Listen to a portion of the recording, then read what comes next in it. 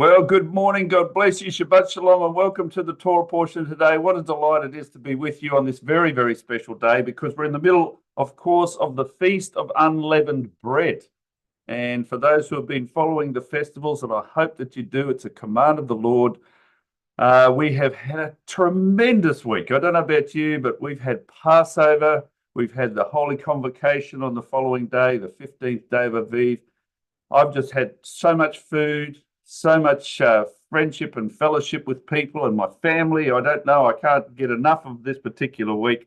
Of course, it sort of goes with not eating leavened bread. You know, we cleaned out our houses of the chametz, and so we're in this particularly very special time.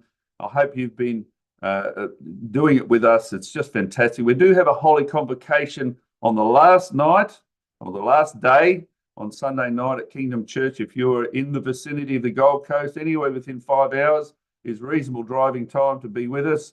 So why don't you come on down and be with us on the Gold Coast on Sunday night to finish off the great festival. Of course, it goes through till the Monday night, and then we can all have some challah or something with some rising agent at the end of that. Today is, because we're in a festival, it's a public, everyone's welcome to join in today. We broadcast this live publicly on YouTube. So if you've got friends, they can watch this particular one today. They're most welcome to do so. All the festivals are free on the Torah portion. And of course, we divert from the portion. So the next portion next week is Acharei Mot, but this week is a very special day, and it's called Chol HaMoed. It's an intermediate appointment, intermediate time within the festival, whereby we just break from the normal portion. And today, I have a very special person who's going to be sharing with us. Last week, I heard the tidbit of this last week, where I heard Jim and Maxine, who are volunteers with the International Christian Embassy for Jerusalem, mention that he'd done a whole lot of work in regards to the research and study of two of the valleys surrounding the Temple Mount. One of them is, of course, the Kidron Valley. It's a beloved valley. Our Lord Jesus walked down that valley many a time across to the Garden of Gethsemane. We know the story of him crossing over there, to and fro Bethany, Bethphage, coming down the hill on a colt, all of that sort of thing. And then the other valley at the southern end of the temple and the city of David is, of course, the Hinnom Valley. And so today we're going to be absolutely blessed by Jim Carlill from Budrum. And Jim, tell us a little bit about yourself before we kick off into this today. We've got people watching this here, and of course we've got membership all over the place. Tell us a little bit about yourself. You told me you and Maxine lived in Darwin for some time. Yes, we lived in Darwin in the 1960s. We both went there, and we met and married up there, and I spent all of my working life in Darwin, and we became believers in the 60s, and in the 70s we got to know a little bit about Israel, and then in 1982 we went to Israel to the Feast of Tabernacles put on by the ICEJ, and from that point onward we were confirmed Zionists, and a lot of our life has been devoted to supporting Israel one way or the other. Then I resigned in 1998, quite early, and we went to Israel to volunteer full-time volunteers for the ICEJ. And for the next 7 years, we were volunteers there, full-time. And then after that, because of the change in the visa situation, we just went back as tourists. And on average, we spent 6 months a year in Israel until 2019, actually. And then we came back, and COVID came in, and then we stopped there volunteering then. And that's it. When I was in Darwin, I was a civil engineer. That was my working life in Darwin while I was there. Oh, it's So fantastic. that's sort of, Well, that's a huge, and I know when we were at the Kingdom Festival, people probably remember yourself and Maxine, for those who were at the festival, as everyone entered the festival down on the Gold Coast. First thing on the left-hand side was the International Christian Embassy for Jerusalem, and you and Maxine were there representing ICEJ.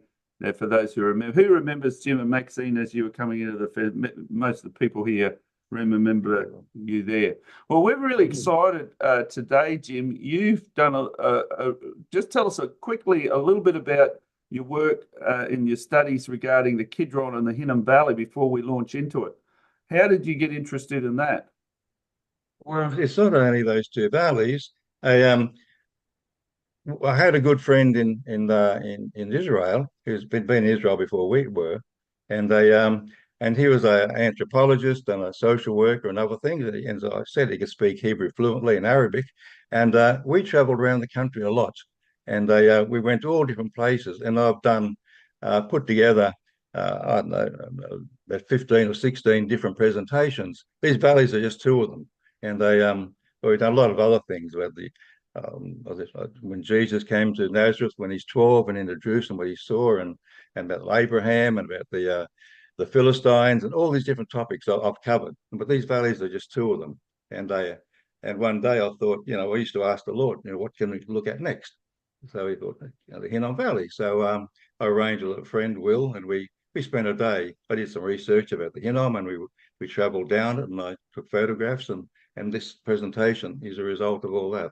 Oh, absolutely. Who's excited about this? I am absolutely riveted by learning more about the Hinnom Valley, which of course we know is Hinnom, which is Gehenna. And so I'm sure you're going to take us into a little bit of the etymology of the name and all that sort of thing. So, well, look, Jim, why don't we do it this way? Why don't you take over from this point? If anybody has a question, there's two ways you can do it. You can just interrupt and say, Jim, could you answer this question? And Jim will be able to answer the question. Or why don't you go to the chat as well? And just, if you want to, just lodge a question there. And at the appropriate time, I can interrupt Jim and we'll have a look at some of those questions.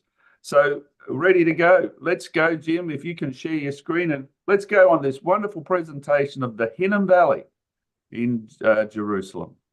Thanks, Jim. Okay, okay. Do you see the screen now? Yeah, it's all there, Jim. Okay, great. Okay, well, as you have heard, this talk is about Hinnom Valley, and in the Bible, actually, there are valleys are mentioned 140 times, and it's often associated with warfare and with death in one form or another, as well as death in a spiritual sense. And we can read what David wrote in his Psalm 23, even though I walk through the valley of the shadow of death, I will fear no evil, for you are with me, your rod and your staff, they comfort me. Now, the valley I will be considering today is a valley that throughout the Bible does represent death. Is the Hinnom Valley, which is located on the western edge of the ancient city of Jerusalem. But first of all, before I get into talking about the Hinnom, just a word about the valleys around Jerusalem. Jerusalem is a city that God chose for himself, in the country he chose for himself, and for the people he chose. He chose for himself, and he rightfully has placed his sign on that city, sealing it as his. The only letter in the Hebrew alphabet that Judaism claims represents God is the letter Sheen. Sheen is similar in shape to the English letter W, but it's pronounced as a sh, or at times as a s. There are many references to this letter Sheen in Judaism. I'll give you a couple of examples only. Sheen stands for the word Shaddai, a name for God, and Cohens are the priests. They form the letter Sheen with their hands when they recite the priestly blessing, and the letter Sheen is also inscribed on the case of all mezuzahs, which contains Shema prayer, which is placed on every entry door. It's always the right-hand side of the entry door in every Jewish home or building. Now, how has God put his mark of ownership on Jerusalem? Well, he's done this in a unique way by way of the three valleys, which are part of the ancient city. The three valleys form the letter Shin. Now, the most common name for these three valleys are the Kidron on the east, the Tirapaean in the center, and the Hinnom in the west and to the south.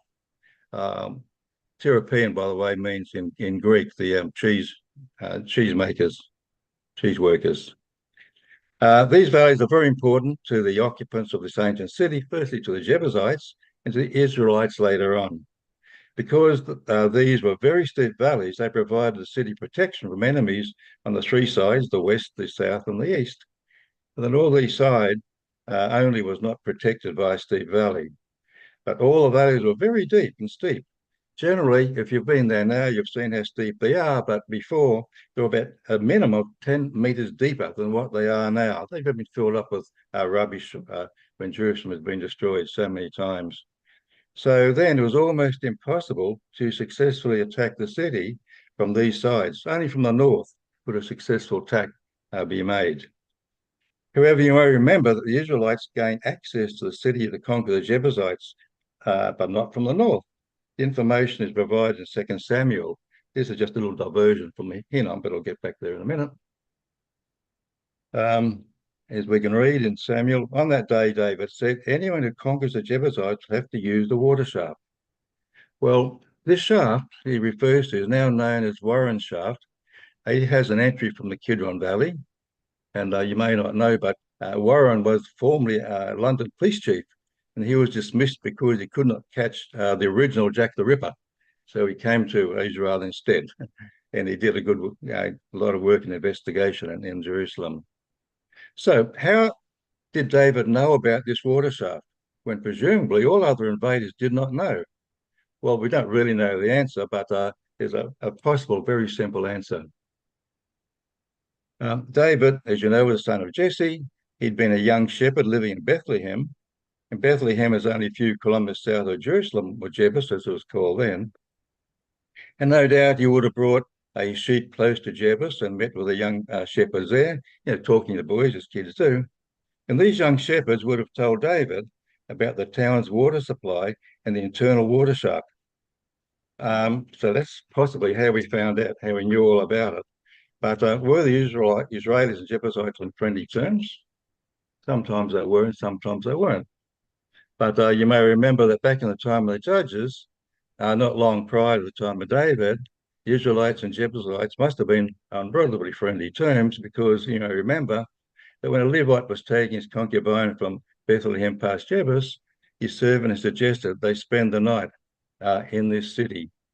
So I suspect that David knew all about the water shaft from his shepherding days. So now let's have a look at the Hinnom Valley. The valley is on the west and the south of ancient Jerusalem. Today it is a very beautiful valley, for most of it anyway, and a pleasure to walk through. It's quite open, anybody can walk through. So if you do go to Israel or Jerusalem next time, you can walk down it. It's all free and easy to walk through.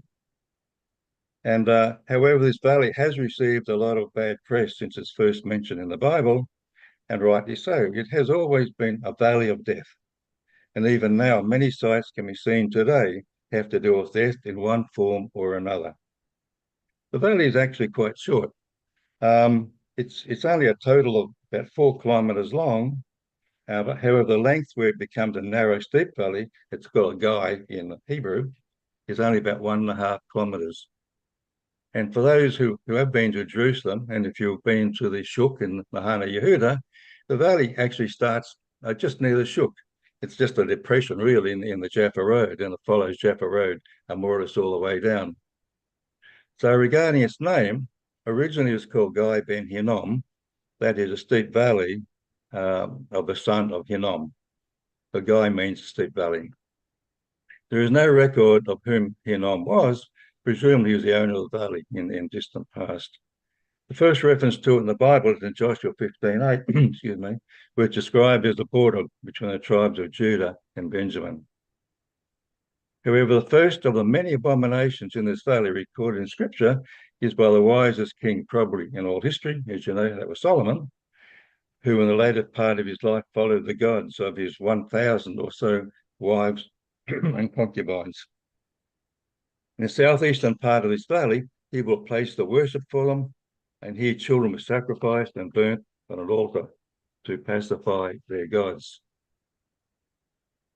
So the following verse from Psalms is appropriate to see the connection of wisdom and the fear of God with Solomon. As we read in Psalms 111, the fear of the Lord is the beginning of wisdom.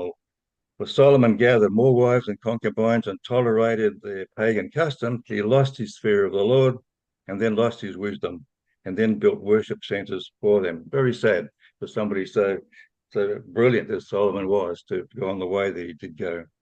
Jim, these terrible rights were revived. Can I just ask a question at this point, Jim? With that picture that's on the screen at the moment, is this where you said Solomon built the high places for the gods of his wives and concubines, or were they at a different place?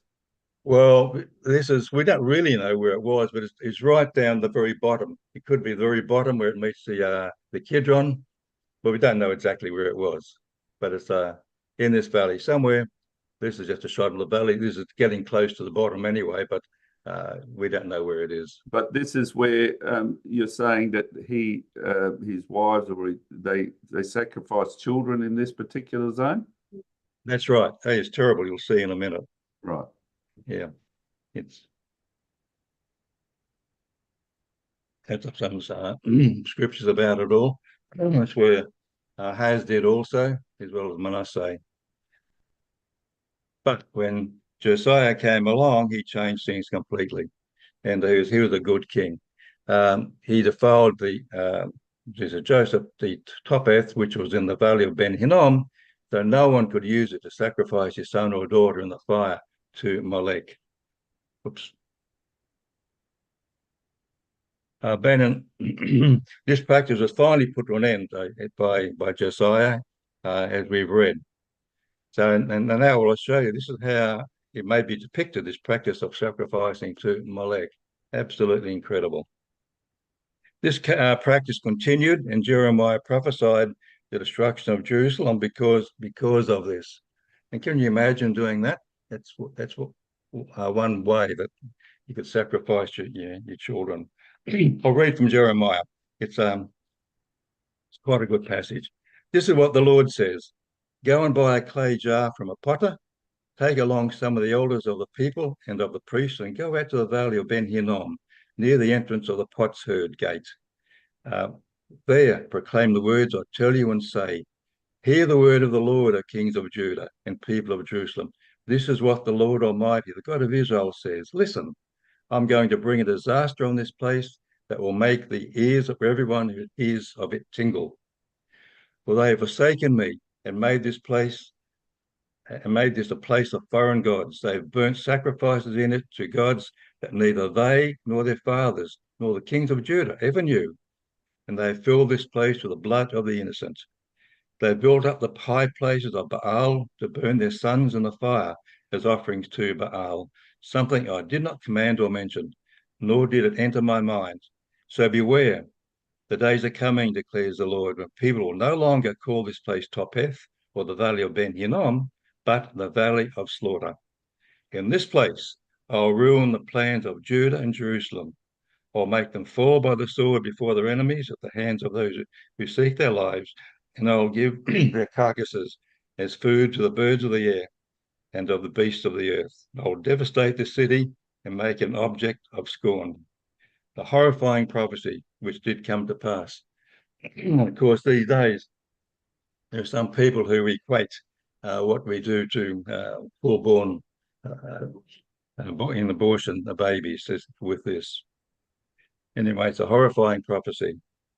From that time on, Hinnom Valley appears to become the common cesspool of the city, into which its sewage was spewed, as well as all the rubbish from Jerusalem, which was dumped and burnt there. It also became a place of burial. There are in fact hundreds of tombs and a few cemeteries in Hinnom Valley, dating from the time of David right through until the days of the New Testament, and even more in more recent times. In biblical times, people had to be buried outside its walls. So surrounding the old city of Jerusalem, there are in fact over 100,000 tomb sites so far discovered, as well as several cemeteries. You don't really see these when you're around Jerusalem, but they are around the hills there. These sites are collectively called the Jerusalem necropolis, and the Garden Tomb is in fact a part of this necropolis. Because of all its past uses of this valley, including the abominable fire of Molech, and the continuous burning of the rubbish, later Jews applied the name of this valley, Gay Hinnom, to denote this place of eternal torment. And here is they've drawn what they think Gehenna is all about. So if you can look at the detail of that, you really don't want to be a part of Gehenna.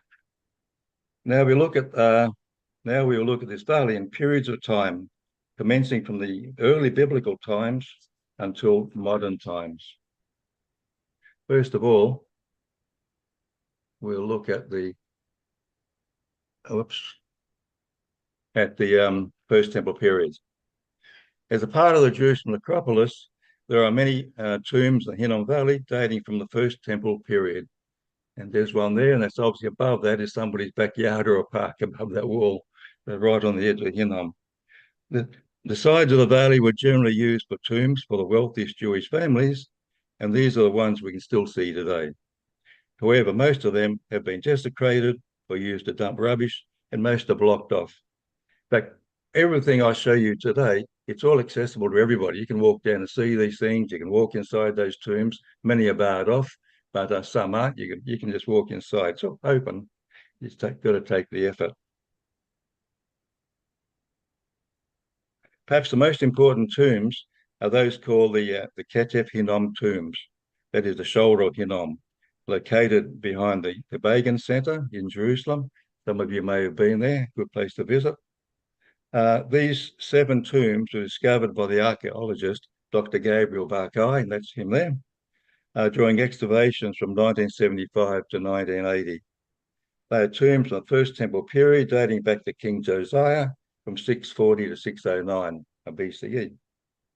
The tombs are like small underground houses carved out of solid rock, in which contain the remains of several generations of a family. These tombs were built at a forecourt in the front, leading to an entrance chamber, which in turn led to a number of burial chambers. Where Dr. Barkay is standing, there would have been a roof over. He's actually inside what would have been the tomb, the forecourt to the tomb. The forecourts and roofs were destroyed when this site was used as a quarry sometime in the past. However, enough remains to show what they were like. You may recognize that body there. All the burial chambers had benches of varying widths on 3 sides on which the bodies were placed. Each bench had at least 1 headrest carved into it, but one bench had 6 headrests, and including this one here, you can see the 2 or 3 either side of Maxine there, indicating 6 children. In some of the tombs, small rooms measuring a couple of meters cubed were excavated in the solid rock behind the benches. In these small rooms, the remains of the deceased were placed about 12 months after burial. At this time, they were basically just bones. Also, in each tomb, there's a special room where the bodies were treated, a semi-mummification process. Again, if you go to Israel, you can go into the Begin Center, and behind it, you can go into all this place what I'm showing you here now. It's all open. When discovered by Dr. Barkay, all the tombs were empty except in a room under one of the benches, the one here shown in the photograph, where a false floor had eluded tomb robbers for over 2,600 years. Under the false floor, there was an amazing treasure trove of over 1,000 pieces, all dating from the 5th and 6th and 7th centuries BCE, including gold, silver, jewelry, arrowheads, and coins. However, the most precious discovery was two small semi-amulets, each about the size of a cigarette butt. These silver amulets changed the thinking and upset many scholars, academics, theologians, and archaeologists throughout the world. Because on these scrolls was written, "The Lord bless you and keep you. The Lord make his face shine upon you, be gracious to you. The Lord turn his face towards you and give you peace." You may all know that verse. These two minuscule silver scrolls contain the earliest known version of the priestly benediction in Numbers 6. The blessing contains the four-letter name of God, which is never pronounced in Hebrew. In the West, it is normally pronounced Jehovah or Yahweh. Jews don't pronounce that word at all. They say Hashem or Adonai. The text predates the Dead Sea Scrolls by about 400 years and have been confirmed to have been written at the time of King Josiah at 640, 609. And these two silver scrolls contain the oldest biblical verses identified in the world. How these treasures were found is another story we don't have time to tell you now, but maybe sometime later. It's interesting that there was and still is a stream of thought that says that the Torah was written by four authors, not Moses, and it's called the JEDP theory. But the above verse in Numbers is said by the advocates of this theory to have been written after 500 BCE, but they weren't. They were written over 100 years beforehand. So the discovery of these two silver amulets destroys the JEDP theory, although I'm sure a lot of people still believe in it.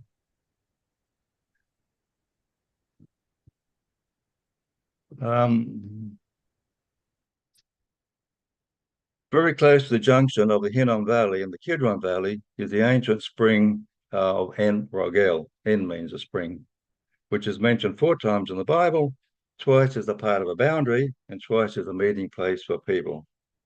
The latter reference is when son of David, Adonijah, was trying to install himself as king instead of Solomon, who David had previously declared to be his successor. In all the Hinnom Valley, En Rogel had the potential to be the only place alive, because in the Bible, wells are a source of living water, providing life. Also, Yeshua speaks of himself as living water, providing life.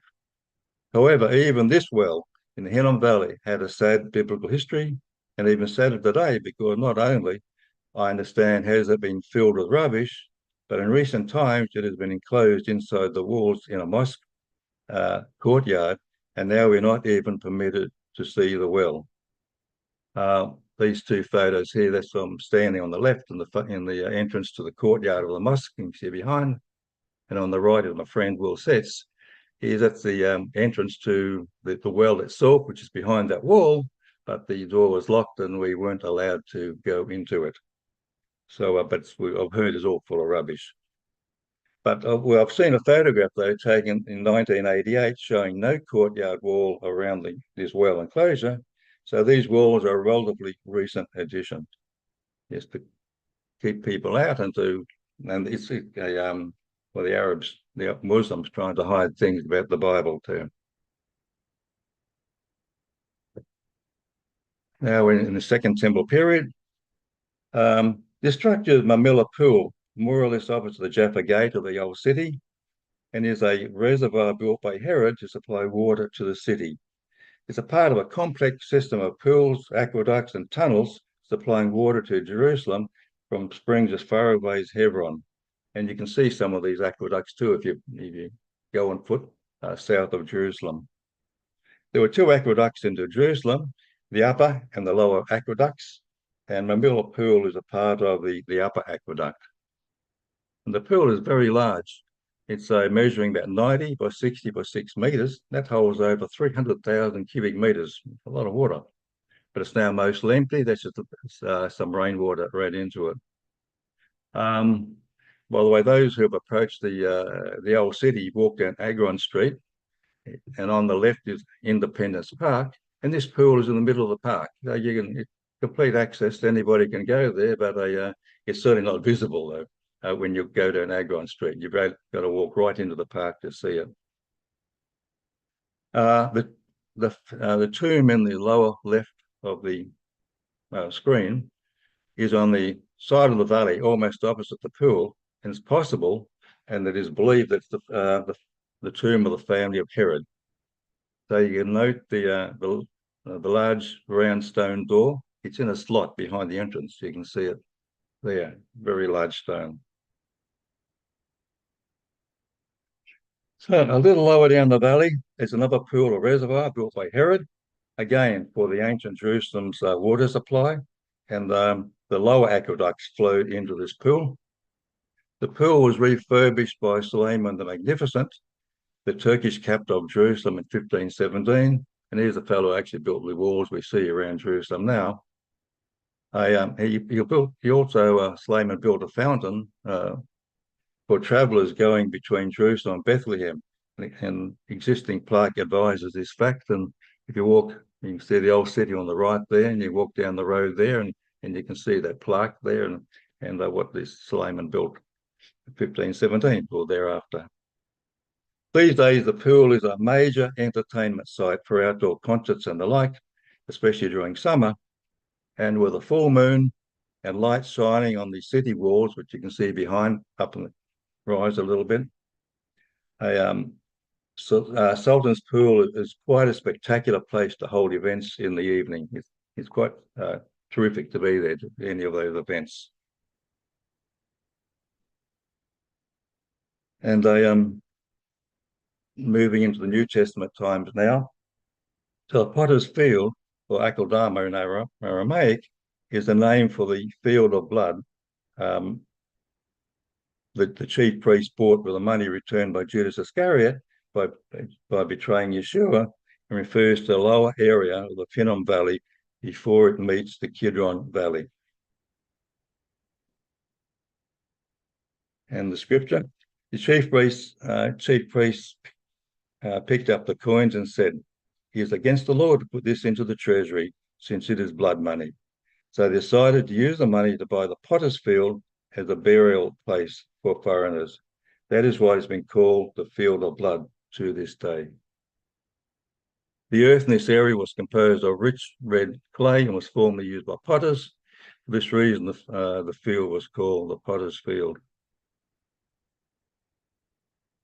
By way of interest, during April in Jerusalem, there's a tree which provides a spectacular display of bright pink flowers.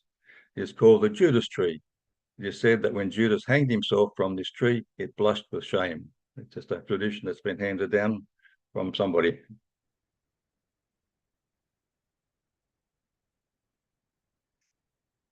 We're moving on.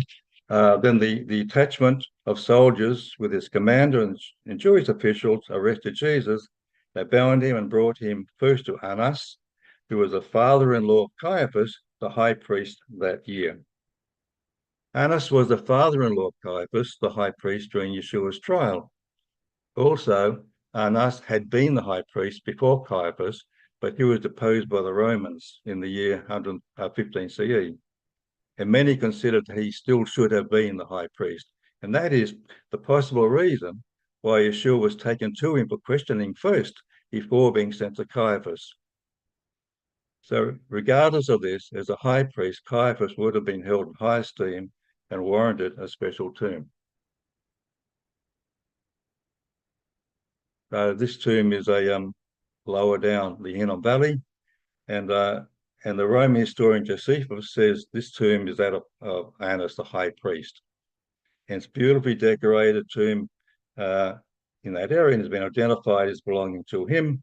And the sketch on the bottom right is by Leon Rittmeyer, an archaeology artist, based on what remains of this tomb and other tomb structures. Again, you can see this tomb if you want to, but you need to scramble up a very steep hill slope, which is covered in thistles, so it wasn't easy. So you've got to be keen if you want to see this tomb.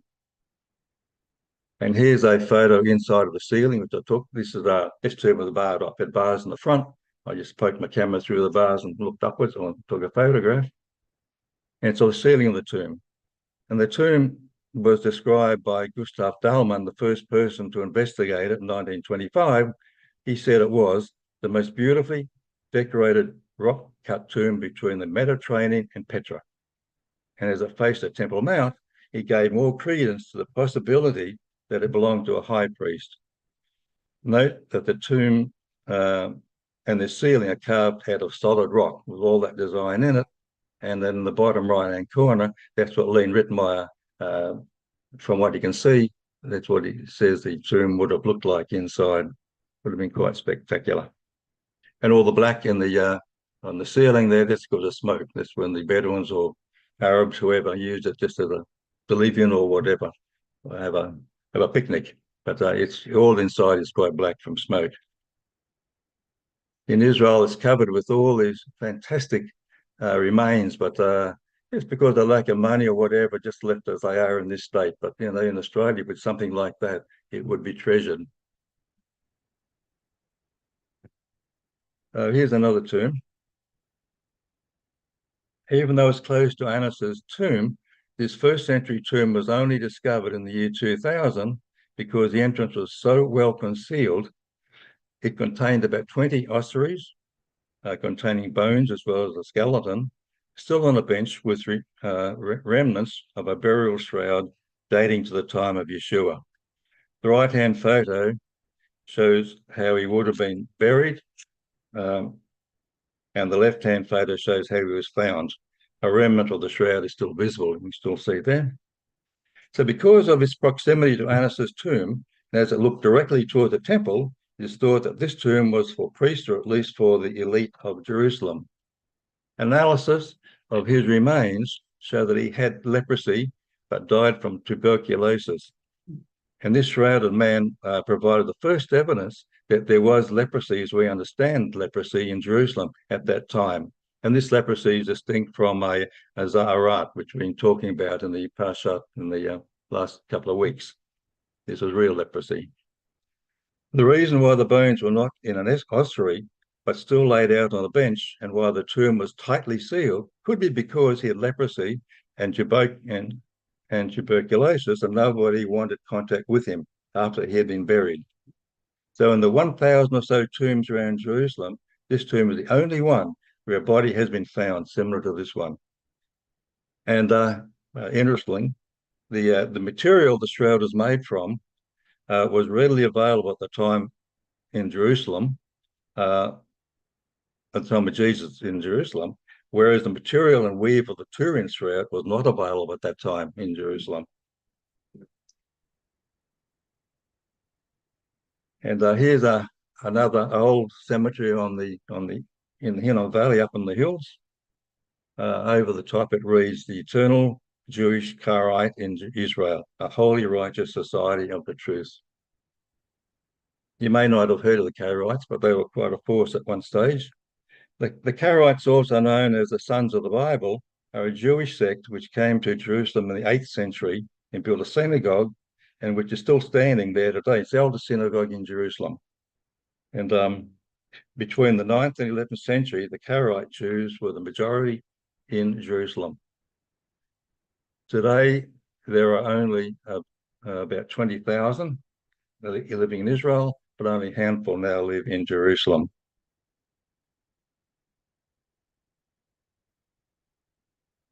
Here's the two cemeteries, the old and newer one.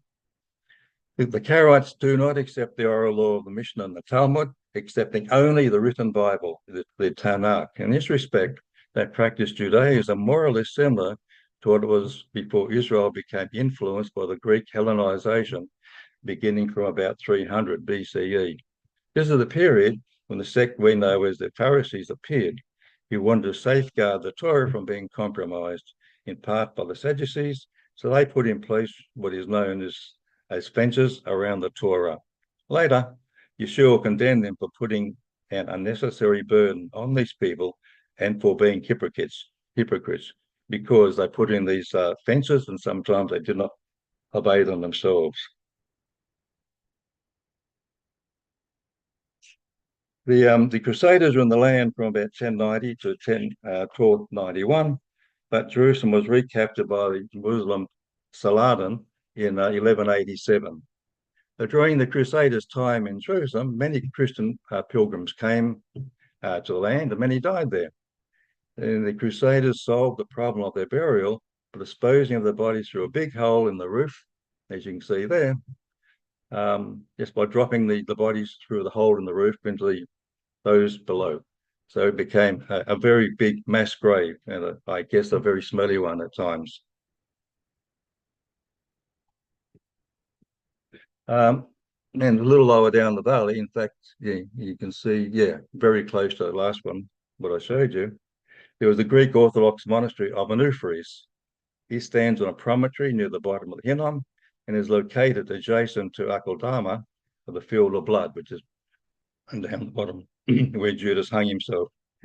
The Onufrius was an Egyptian hermit who was the leader of a monastic movement in the Sinai in the 4th century, and he was recorded as saying, "I mostly feed and quench my thirst on the sweet words of God."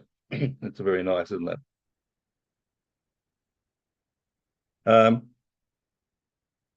It is recorded that his beard grew to the ground, and this was his only clothing. The woman on the left is actually kissing the feet of Onufrius on the picture shown on the right-hand side. You can see the bigger picture I've got, but she is actually kissing his feet. He is venerated mostly in Eastern Europe and European churches, especially in the Ukraine. And we came to the monastery that when Will and I walked there just before a busload of Ukrainians arrived. So that's why we saw this woman there. She was one of the Ukrainians. The monastery is a beautiful building with a highly decorated church, which is actually inside a cave, in which formerly had been a large tomb, of course. The nun who showed us around was, in fact, from Melbourne, and she'd been there at this monastery for 20 years. But she obviously liked the place, and she just showed people around.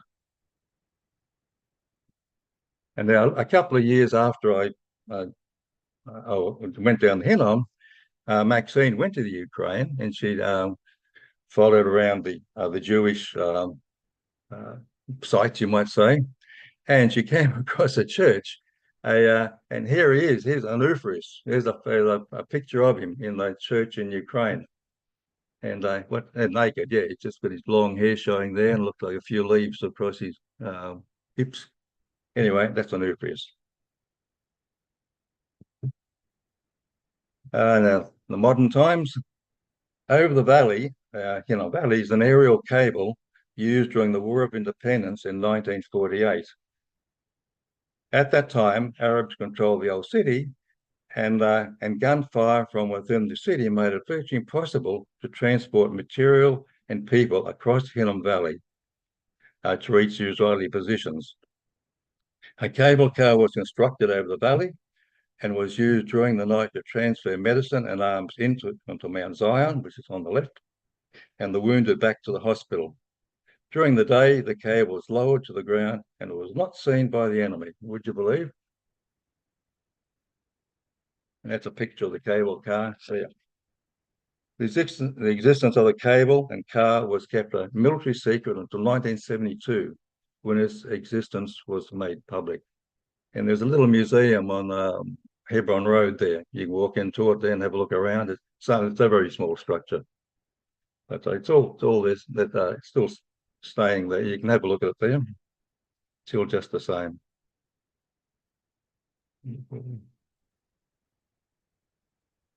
And not far away in the down on the valley is a Jordanian bunker left over from 1967.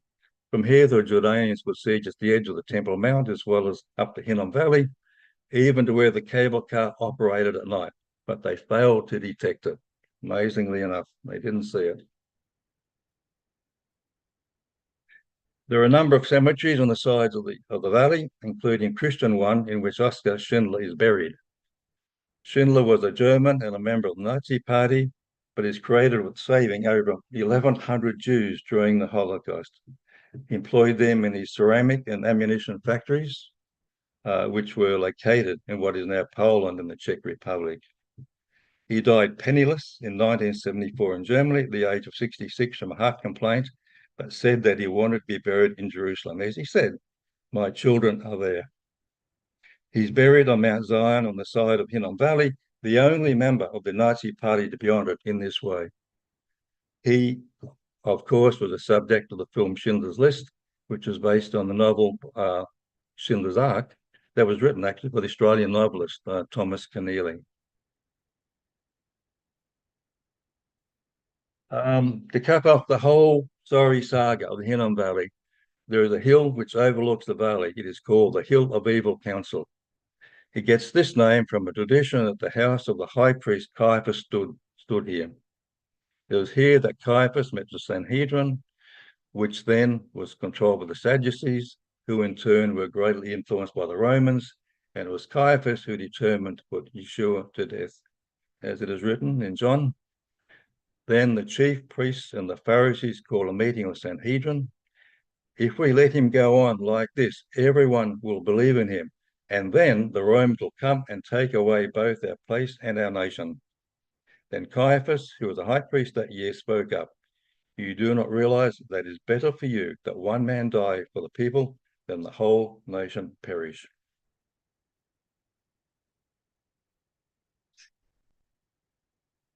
It is also on that hill that nearly 2,000 years later, a magnificent building was constructed to house the headquarters of the British during the Mandate period from 1923 to 1948.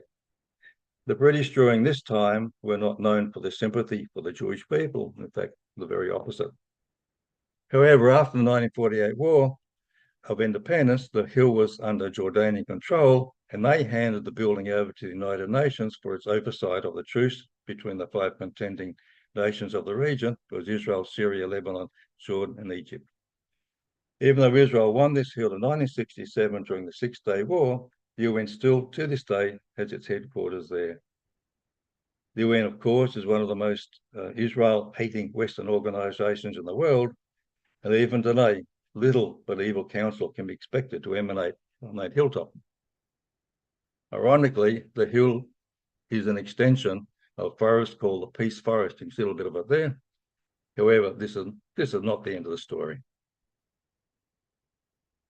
For the Lord himself will come down from heaven with a loud command, with the voice of the archangel and with the trumpet call of God, and the dead in Messiah will rise first. To shine a brighter light in this valley, all who live in it at some time in the future will be able to see Yeshua come in his glory over the nearby Mount of Olives, and this valley will then be a part of restored and magnificent Jerusalem.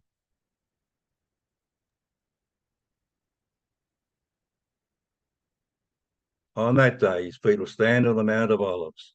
On that day, living water will flow out from Jerusalem, half to the east side and half to the western side. And the living water flowing to the west will wash away all the sin and death of the valley and make it new. Likewise, as those people who during their life have had to, as David said, walk through the valley of the shadow of death, as David did, will be raised to everlasting life. Hallelujah. That's it, Pastor Greg. Fantastic. Jim, perhaps you could just unshare your screen there for a minute.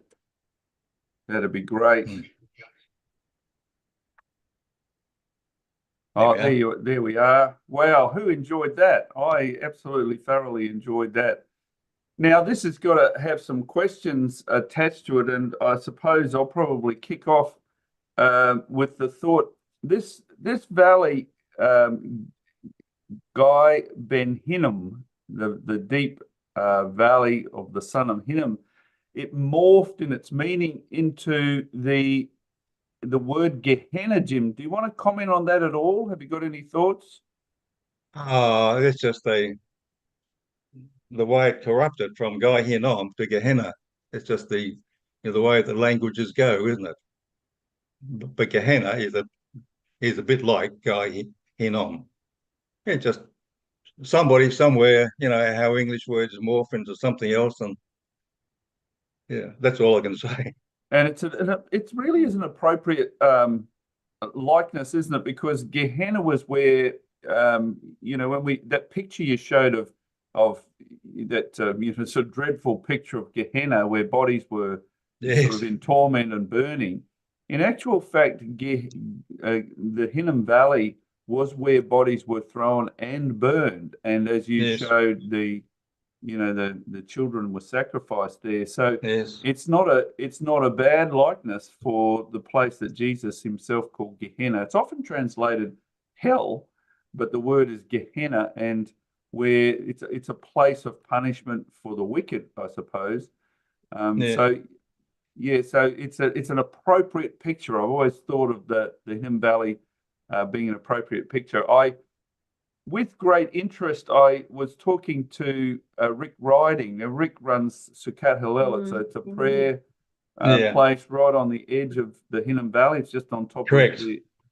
And he was saying for years and years, all there were crows. You just see crows and carrion animals and that sort of thing. He said for years and years we prayed over that valley. And he said, and then we started to see a shift, and we started to see songbirds started to come in there. We started to see, the very desolate looking place started to look a little bit greener. And then as you know, Jim, if you walk through there today, it's quite a pleasant place. It's become quite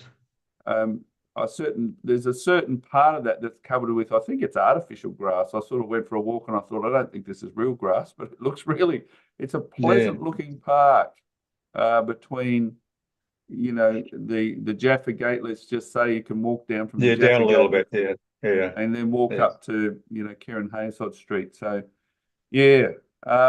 well, look, now we're going to take some questions here. I'll just have a look. I can see one in the chat. Well, Helen's just saying that was just wonderful, which it's true. Let's just let's take a few questions. Anybody want to kick off with just a couple of questions for Jim and or comments? Yeah, Glennis. Glennis, did you have a question? Did I see your hand go up? No, sorry, I was talking to John. Sorry. Oh, you're having a chinwag. You're having a chinwag with John. Anybody want to ask a question there? You'll find Jeremiah, the prophet, actually talk a fair bit about the Hinnom Valley and gives us a little bit of detail there. Beth. Jim, I'm just wondering, are these places all quite accessible? All of the places you mentioned? Yeah, the only one that wasn't was out those the tomb where the bones were. Yes. Called the skeleton. That's that's I did not see that one, but no. Oh, great. Thank you. But hang on, they are accessible, but I mean some are not so easy accessible. No. Yeah. You need to be prepared to walk and maybe climb. Especially that Anna's tomb. That was very difficult to climb up into that one. Yes. Yes. All right. Thank you. Yeah. Pastor Kyle, did you have a few words to say? Thoughts? I just had a question for Jim. Jim, this is of great interest to me when you mentioned the hill of evil and the organisations, modern day organisations that have occupied that space all the way through to the UN headquarters. Prior to the British mandate's headquarters, was there anyone previous to that occupied that of significant evil? I don't know. Okay. What'd you say? Caiaphas, yeah. That's a long time ago, but not prior to 1923. I don't know. Okay. Yeah. Thank you. You could probably find out, but I don't know. Dan, you got a question there? Yeah, hi, Jim. I noted you mentioned that acronym. I think it was JEDP. I just wonder if you could give a bit more context around. Well, I don't know much about it because I don't believe it, but I know there are some who believe the Torah was written by 4 different people at different times, and JEDP. That's just I think the letters. I don't know. The author, I guess, but and that is, I think, very popular because a lot of people don't want to believe that Moses wrote it. They don't think he could have written it. They probably thought there was he wasn't able to write. But I mean, writing was around, Hebrew writing was around, an older script at his time, and he could have done it. And a lot of people don't believe that could have happened, but it's true. So therefore, they make up other stories to cover that. But I can't add any more about the JEDP, except you go to Google. Mr. Google will tell you, I'm sure. The interesting thing is, though, just along that line, is that the archaeology, particularly the modern archaeology, is finding things like those little, the Aaronic blessing found in written in Josiah's day, and it's it's in a way making a mockery of those who have made fairly categorical statements that, for example, the Torah wasn't written by Moses, but much later. Just one archaeological find puts to rest all the non-belief, the disbelief, including, I was just watching one the other day, Dan probably has seen that one, where they really, someone sort of went a little bit beyond where everyone was looking for the altar of Joshua on Mount Ebal, and they went a little bit further where people thought it wouldn't have been, and then they discovered this altar. But what they found there was this little like a little booklet, if you like, of a curse. And they found that absolutely destroyed, you could say, shattered the belief that this was all a made-up story. And the time frame and the pottery that was found around about that altar put the date exactly where the Bible says it will be. And so, and I'm just noticing that Kathleen Kenyon, actually, the house where the background I am is, you'll see there is the front steps of the house where I was staying in Jerusalem, and you can see the little synagogue there, or the Torah house there. But this was the exact house that Kathleen Kenyon stayed in while she was excavating Jerusalem, the king's palace. But she was the one also that did the work in Jericho and discovered the walls of Jericho. She was an atheist, and she tried to trounce the Bible. Later archaeology discovered stuff she hadn't found and sort of discounted a lot of what she said. So it's interesting that the archaeology, the most recent archaeology, is starting to discredit those atheists, particularly atheist scientists and archaeologists who were trying to, prove the Bible wasn't true. It was just a story. So they always come back. So they always come back with another story, though, because that tomb on Mount Gerizim, there are some people who dispute what you were saying, and in nearly everything, there are people who dispute it. It's only for if you don't want to believe it, you don't believe it. Regardless of facts. And but what you say is true. And every week or month, something new is found in Israel, dug up, just to prove it a little bit. It might be somebody's name, or a little bit of a name on a bit of clay or something or other. If you follow the archaeology in Israel, it's quite astounding, as you say. And every time it proves the Bible. Nothing comes up which disproves the Bible. It's quite amazing. And the very rigorous process of legitimate archaeology, it means that they have to publish. And so all of these things you're talking about, and I was just talking about, have to be published. So they're documented, dated, and so there's a record of it now. And that's the process they use in Jewish archaeology over Israel. Dawn, you've got a question for Jim? Yes, thank you, Jim. If you go round to the Temple Mount and walk along, I'm sorry, not the Temple Mount, the Mount of Olives, and go down the bottom and follow that path along, there's a sign and it says the Valley of Jehoshaphat. And so that's Joel 3, verse 12. So yes, are they the same, Jim? Is the Hinnom Valley run into the Valley of Jehoshaphat, or was it renamed? No. Because they seem to link up there. And my second question would be if that's in Joel, the Valley of Jehoshaphat, where the events of Judgment Day will take place, according to Joel, with the Jezreel Valley, which is right over near Mount Har Carmel. Yes. Although we don't need to look at that question today, but could you help explain the Valley of Jehoshaphat and the valley that you're talking about today, please? The Valley of Jehoshaphat is the upper reaches of the Kidron Valley, and that's why it's beside the Mount of Olives. The Kidron Valley runs beside the Mount of Olives, and that's the upper reaches of that. That's called the and that runs into the bottom of the old city. That's where the Kidron joins the Hinnom Valley, and the Tirapian comes through. You hardly see the Tirapian Valley these days because it's all it runs at the base of the western base of the Temple Mount. That is really the Tirapian Valley, and they all meet down the bottom. But two different valleys. Hinnom is different to the Valley of Jehoshaphat, and Jehoshaphat one is the extension of the Kidron Valley. Yeah, very good. And then you come up near the city of David. Good. Thank you. That explains a lot. Okay. Yeah, Pastor Cole again.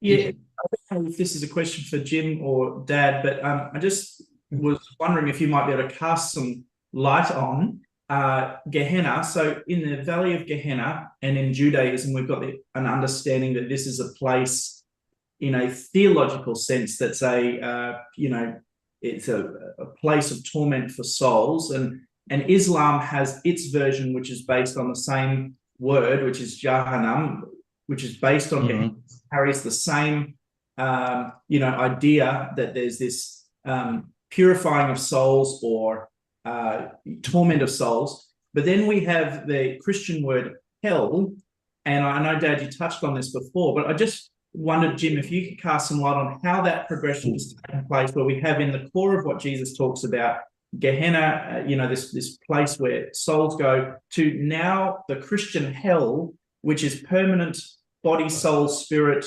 of a person and enduring in nature. Can you cast any light onto that and that? So I'm not a theologian, and I really can't. But I don't think Jews these days think much of the Hinnom Valley. Is that right? It's It's a. I'm sorry, I really can't. It's a I've never spoken or heard a Jewish person talk about that, and I'm sorry, I can't. And also, I'm not a theologian. And I've never been to a college in my life, Bible college. It's only what I've picked up over the years. That's sorry. absolutely okay. You ask your father; he might help you. Yeah, I just that's why I said I'm not sure if it's a you or Dad one, but I just so appreciate you talking about this. While we had it on, while you were talking, the boys were saying, "I never knew that. I never understood that. I never knew that." So you were speaking at us as adults, but these boys loved what you're teaching. Thank you for teaching that. Yeah. It's because it was a valley of death before all the rubbish went in, the bodies went in there. That's, I guess, why it sort of got that name. And and how that is a part of Judaism, I know not. But it's just it obviously was a rotten valley in days gone by. It's worth noting that the prophet Jeremiah referred to it as the place where bodies were burned and idols, children were burned, etc. Prior to the exile of the Babylonians. So you've got the major prophet prophesying about the Ben Hinnom Valley in this language, and then Jesus. You've got to look at the prophecies of Jesus regarding Gehenna there to realize that he is referring to the prophecies of Jeremiah in the lead up to the destruction of Jerusalem and the exile by the Romans. So there is the similarity there. Jeremiah's prophesying the destruction of the temple before Babylon takes the Jewish people away in exile. Jesus is prophesying of the destruction of the temple and the exile of the Romans, and both of them refer to the Valley of Hinnom, the Hinnom Valley, as the place of torment, if you like. It was because of the sin and the idol worship and the Mm. offering of children to death. This has become the place where it is linked to Gehenna. Jesus then obviously speaks about the Gehenna in terms of a place of torment for those who are the wicked, who haven't followed the Lord. So there's a definite links there, but the prophecies are quite similar. Jesus being the only prophet of the magnitude of Jeremiah to prophesy the destruction of the second temple. So very powerful prophecies there and worth looking at. All right. Well, look, I think we've come to a bit of an end there in regards to that presentation. Jim, we appreciate that so much. I know for myself, I absolutely thoroughly enjoyed listening to that and learning. And every time we get to hear about something that we mightn't have heard before, it's just lovely to learn these things. And if you get a chance, and if you're going to Israel, you've got to go and visit the Hinnom Valley. Make a point of going down there. It's very easily accessible. Very easily accessible. You just walk out the Jaffa Gate and walk down essentially into the Hinnom, but you can just walk across and into the valley and spend some time there. Why don't you sit and pray in that place? Visit the Jaffa Gate. And if you're from the Gold Coast, make sure you visit Netanya because it's our sister city. I just got a letter from Michelle, who's in Kenya, who's one of our Torah portion teachers. She said, I'm letting you know that Women in the Word, which is one of our Torah portion videos or courses, starts on Pendo TV this Friday, teaching all of West Kenya, approximately 4.4 million people. When Coral prayed for it to go to the far reaches 2 years ago, we were thinking online, but God thought bigger. Thanks to Bishop Odinga for promoting it to Bishop Catherine and her desire to see women come into the fullness of who they truly are. Even the young men are interested in the program. All glory to the Lord God Almighty. Blessings, Michelle. So the Torah portion's just touching through television in Kenya, 4.4 million. So it's just absolutely wonderful. All right, everybody. Well, the Lord bless you today. Jim, we again, for you and Maxine, that was a lovely picture of you, Maxine, lying in the grave there. Absolutely. That's very memorable. Thank you, Jim, again. We look forward to perhaps one day looking at your studies on the Kidron Valley or some of your others, but we do appreciate that. The Lord bless you all. It's an earlier day today. This is public. You can take this one, and if you found that interesting, want to share it with a friend, go to the YouTube, Good News for Israel YouTube, and the link, and you can certainly send that out to your friends. God bless you. Shabbat Shalom. We look forward to seeing you next week on the Torah portion. Thank you, Jim, again. Okay, my pleasure. Bye-bye.